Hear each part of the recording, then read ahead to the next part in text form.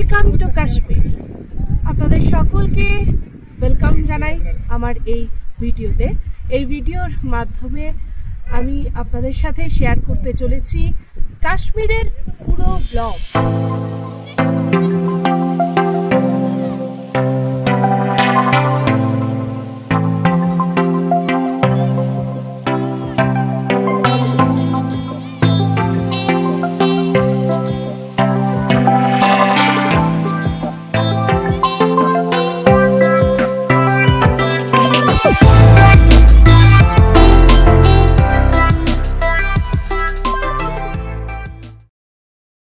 বসন্তের ভোর, এবারে আমাদের গন্তব্য ভূস্বর্গ কাশ্মীর।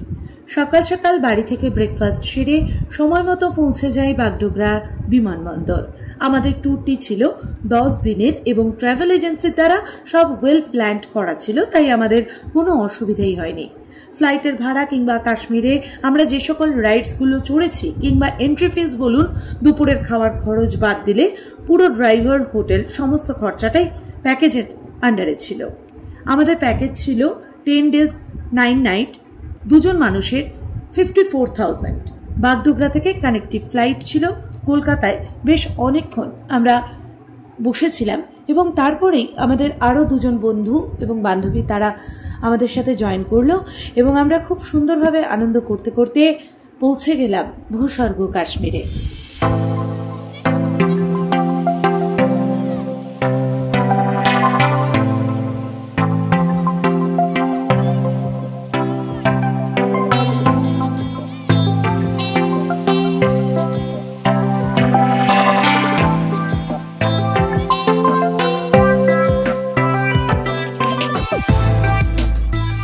हाईवे से अगर डायरेक्टली आपको जाना हो, अब हम पहले आज श्रीनगर यहाँ से सीधा जाएंगे श्रीनगर सिटी में। आपका होटल जो है वो डल लेक के साइड में है, तो शालीमार गार्डन से 2 किलोमीटर ऊपर।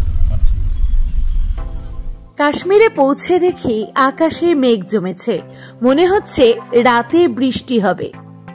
শ্রীনগরের আবহাওয়াটা অনেকটাই শান্ত, শীতল এবং প্রাণ মন সব ভরে গেল। যাওয়ার পথে রাস্তায় এই যে নদীটি দেখা যাচ্ছে, এটি ঝিলাম নদী। ঝিলাম নদীর পাড়েই কাশ্মীর অবস্থিত। হোটেলে ঢোকার আগে আমরা কিছুক্ষণ ডাল লেকের পাশে কাটালাম। হোটেলে প্রবেশ করে দেখি পুরো হোটেলটি কাশ্মীরি সাজসজ্জায় সজ্জিত। খুব সুন্দরভাবে কাশ্মীরির বিভিন্ন কলমকারী কাজের বিভিন্ন ধরনের কাপড় দিয়ে আবৃত করা রয়েছে। তারপর খানিকক্ষণ আমরা রেস্ট নিয়ে সরাসরি চলে যাই ডিনারে, কেননা প্রচন্ড টায়ার্ড ছিলাম আমরা। তারপরে ডিনারে গিয়ে দেখি বিভিন্ন ধরনের খাবার রয়েছে, যেমন রুটি, ভাত, পনিরের তরকারি, একটি ভেজিটেবল সবজি রয়েছে, তাছাড়া রয়েছে চিকেন এবং সিমইয়ের পায়েস। ডিনার সেরে আমরা ঘুমিয়ে পড়লাম, কেননা পরের দিন আমাদের যেতে হবে সোনমার্গ।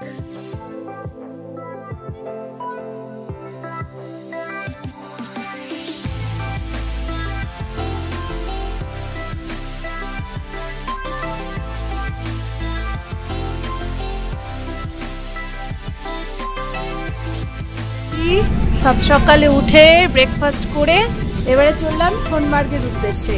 গাড়ি চলে এসেছে আর দূরে দেখা যাচ্ছে পাহাড়ের উপরে বরফ জমেছে, সুতরাং গিয়েই দেখা যাক যে কেমন বরফ হয়েছে। যাচ্ছি এখন।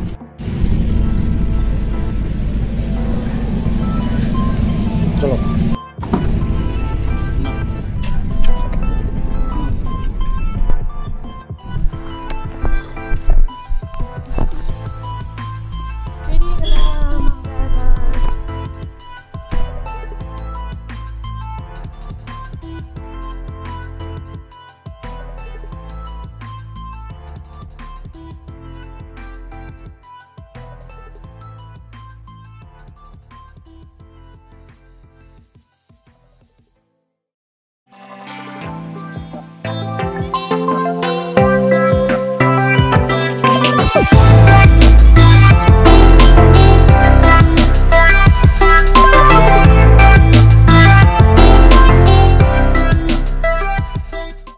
এটি হলো সোনমার্গ টানেল। এবছর 2025-এর 13 জানুয়ারি প্রধানমন্ত্রী নরেন্দ্র মোদী এই সোনমার্গ টানেলটি উদ্বোধন করেছেন। এই টানেলের এক পাশ দিয়ে আমরা প্রবেশ করলাম, যেখানে বরফের লেশ মাত্র নেই, কিন্তু 6 কিলোমিটার যাওয়ার পরেই ওপারের দৃশ্যটাই একেবারে অন্যরকম। মনে হলো পৃথিবীর এক প্রান্ত থেকে অপর প্রান্তে চলে এলাম এবং চারিদিক বরফে ঢাকা।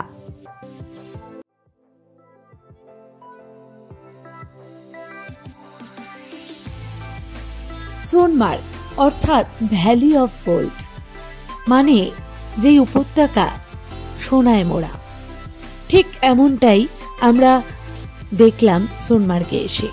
প্রথমে প্রবেশ করার সঙ্গে সঙ্গে আমরা কিন্তু তা বুঝতে পারিনি, যেহেতু আবহাওয়া অনেকটাই ম্লান ছিল এবং বৃষ্টি পড়ছিল, তাই আমাদের মনে হয়েছিল শুধু সাদা বরফে ঢাকা।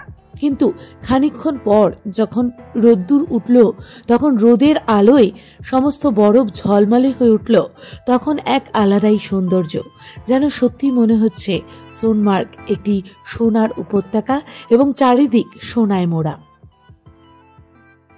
এসেছি সোনমার্গ, বরফ চারিদিকে এবং ঠান্ডায় জুবুথুবু অবস্থা, তার মধ্যে বৃষ্টি পড়ছে, একদম চারিদিকে জল জল, বরফ, সাদা কাদা।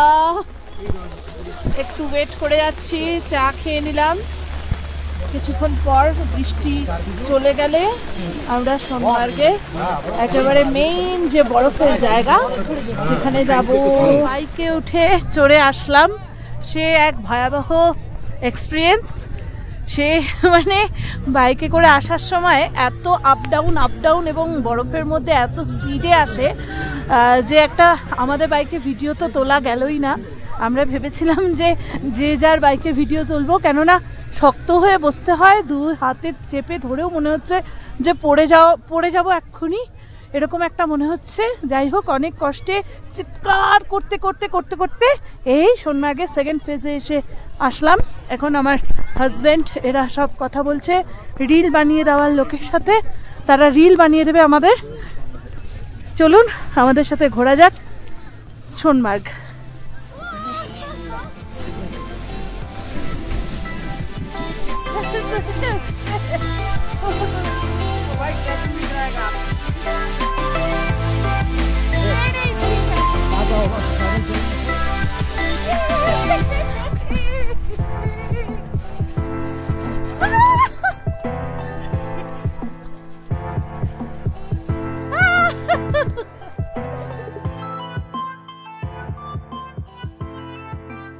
আমরা প্রথমে ভেবেছিলাম যে হেঁটে হেঁটেই উঠে আসা যাবে সোনমার্গে, যার জন্য স্টার্ট করেছিলাম হেঁটে আসা, কিন্তু খুবই কষ্টকর, তাই স্লেজ গাড়ি ভাড়া করতে হলো অগত্যা।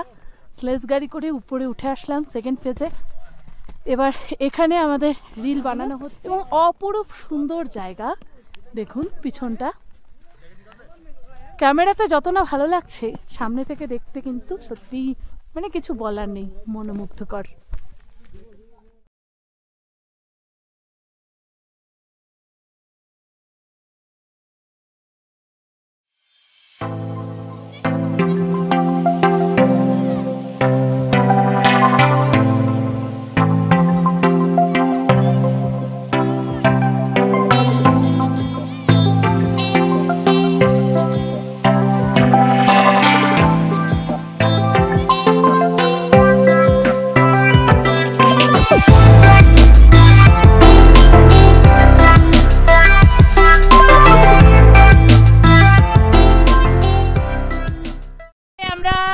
শুটের পর চলে আসলাম এখানে ম্যাগি খেতে, কাউকে তো চেনার উপায় নেই।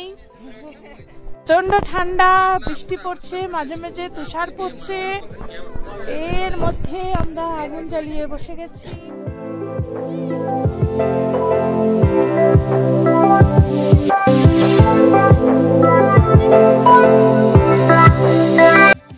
সোনমার্গে ঢুকেই প্রথমেই আমরা বৃষ্টিপাত পাই, তারপর তুষারপাত পাই এবং সবশেষে রোদ ঝলমলে সোনার মার্গে হেঁটে যাই। খুব সুন্দর মজা করলাম, দিনটি খুব ভালো কাটলো।